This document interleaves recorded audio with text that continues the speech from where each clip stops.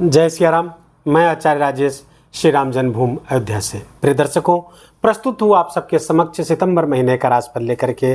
और आज नंबर है कन्या राशि का।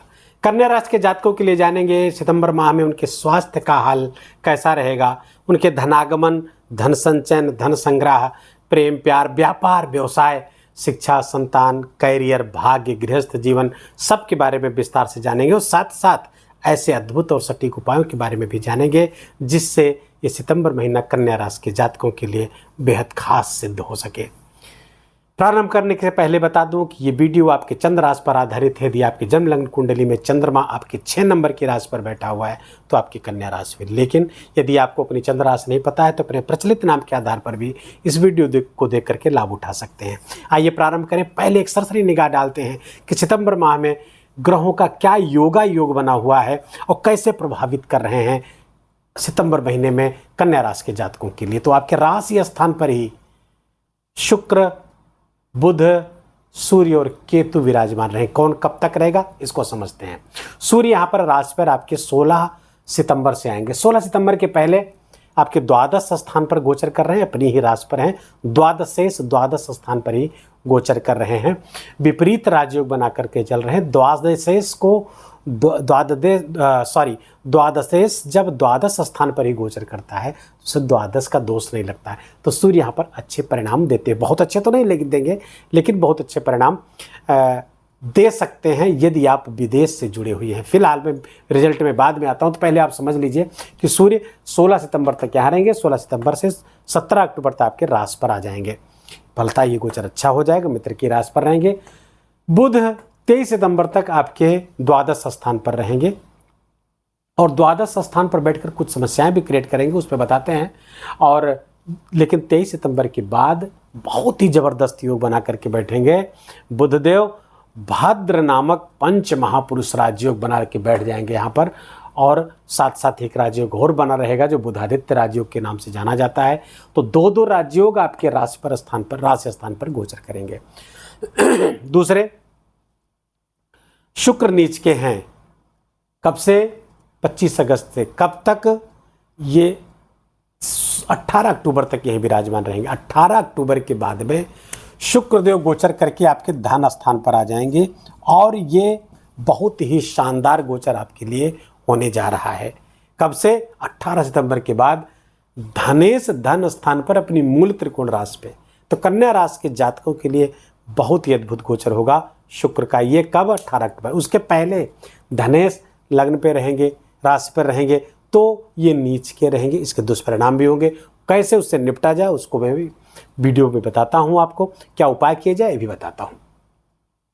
आपका तृतीय स्थान, चतुर्थ स्थान, पंचम स्थान खाली है। छठे स्थान पर अपनी ही मूल त्रिकोण राशि पर शनिदेव विराजमान है। वक्री अवस्था में इस समय चल रहे हैं।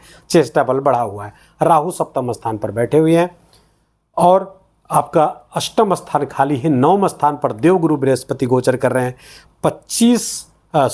15 मई 2025 तक यहाँ गोचर करेंगे। और अब इस समय 20 अगस्त से वो मृगशिरा नक्षत्र पर गोचर कर रहे हैं देवगुरु बृहस्पति।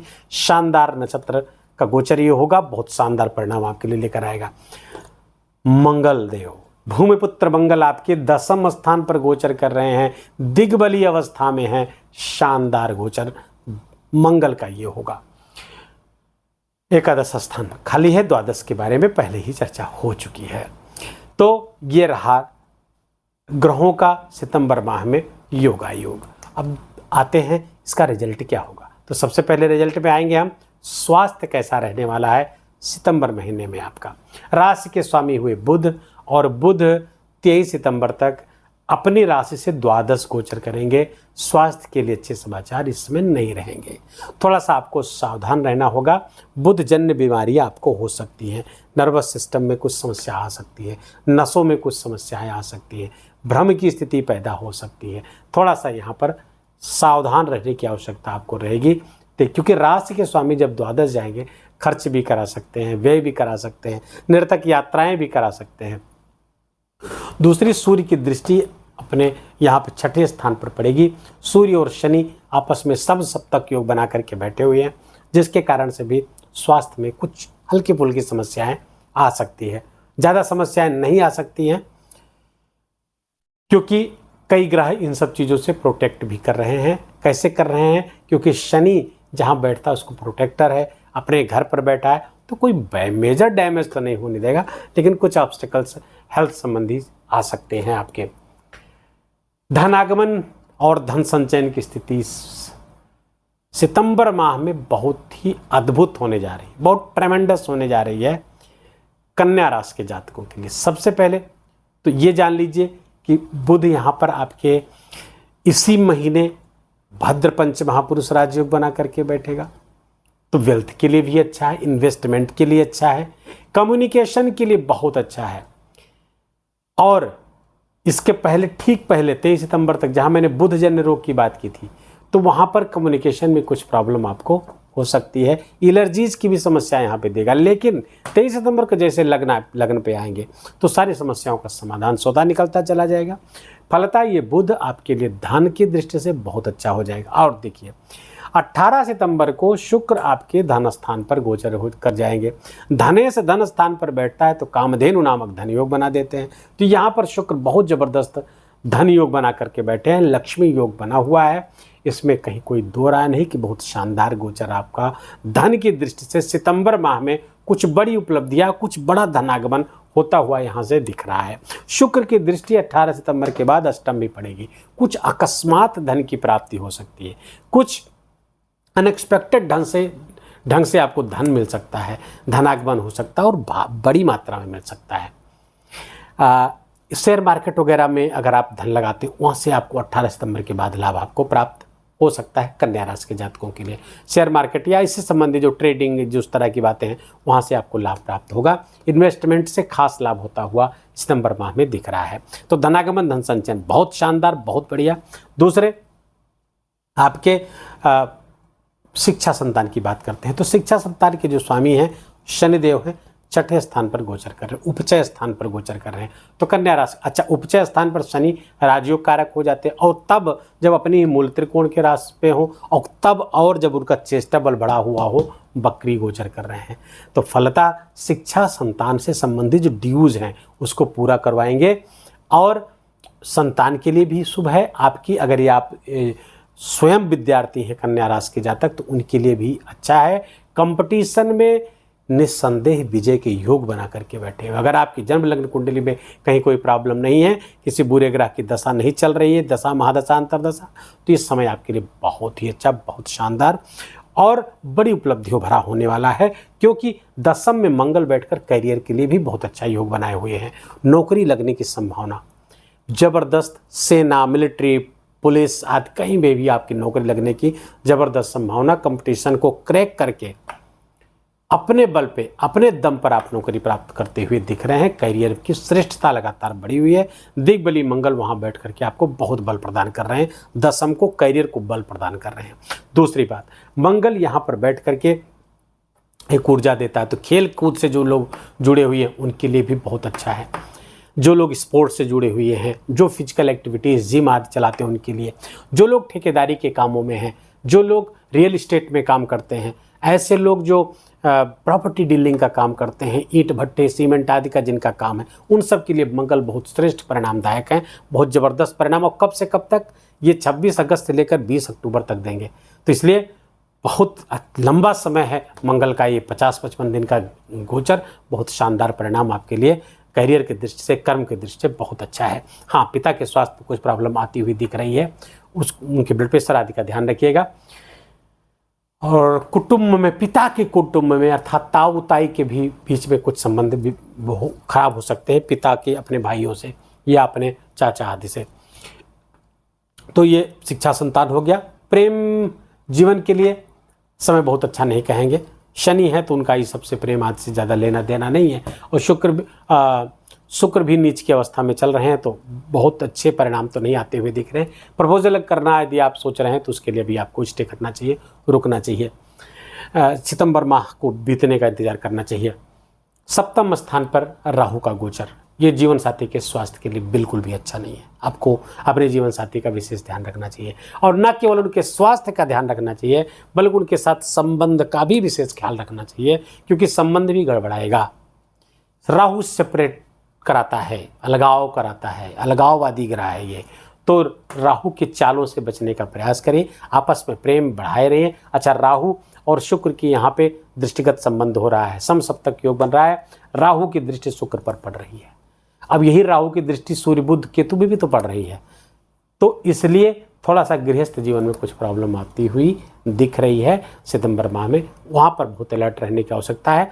चरित्र पे, अपने कैरेक्टर पर बहुत कठोर निरंतर रखने की आपको आवश्यकता है, जिसके अगर ऐसा न कर सके तो समस्याएं बहुत गहरी हो सकती हैं। देवगुरु बृहस्पति भाग्य स्थान पर बैठ करके भाग्य को बहुत प्रबल किए हुए हैं। मृगशिरा नक्षत्र पर गोचर करेंगे और मृगशिरा नक्षत्र देवगुरु बृहस्पति के गुणों से मैच करता है। मृगशिरा नक्षत्र का जो कैरेक्टरिस्टिक है देवगुरु बृहस्पति के कैरेक्टरिस्टिक से बिल्कुल मैच करता है, इसलिए बहुत अच्छे परिणाम, शानदार परिणाम देवगुरु बृहस्पति 20 अगस्त से लेकर के 100 दिन तक अर्थात 28 नवंबर तक देखते रहेंगे।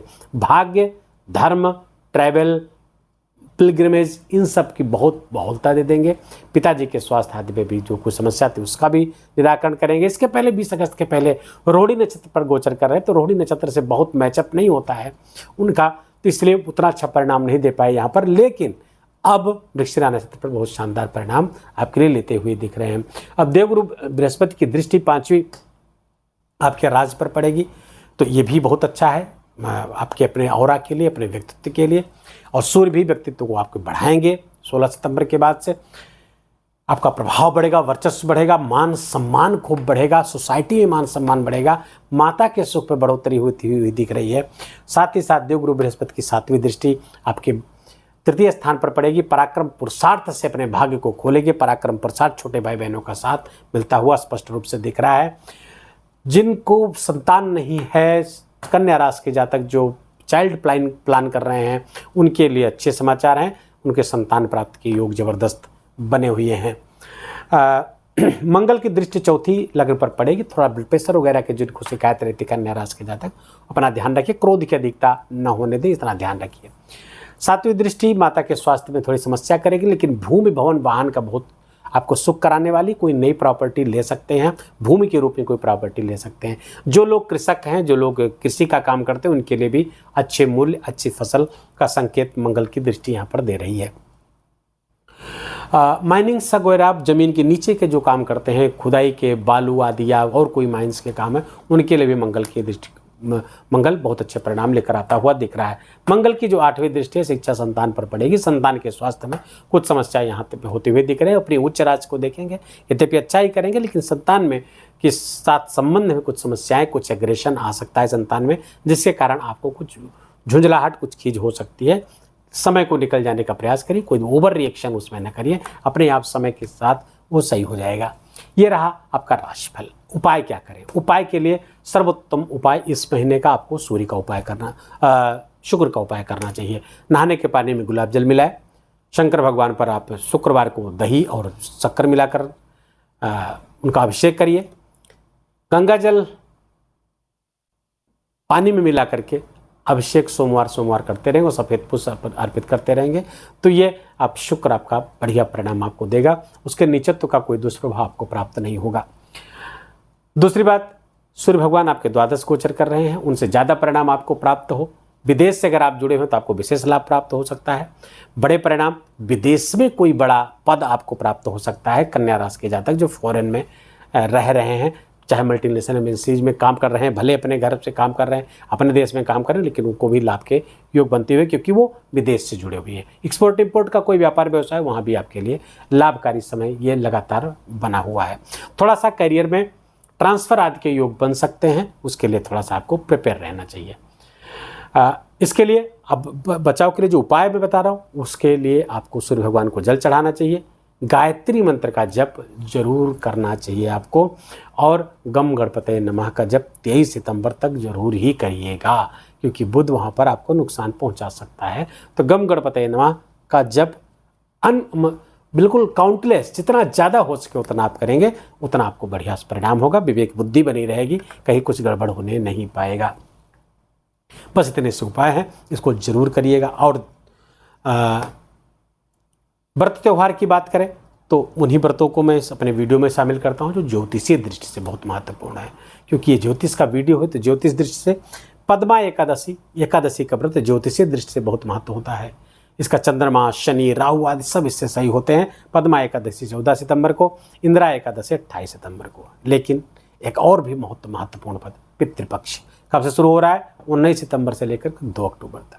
पितरों को श्राद्ध दीजिए, तर्पण करिए। इस कालखंड में पितर प्रसन्न रहेंगे तभी देवता प्रसन्न रहेंगे, ग्रह प्रसन्न रहेंगे। और पितर हमारे नाराज रहेंगे तो कोई ग्रह, कोई देवता आपको बचा नहीं पाएगा।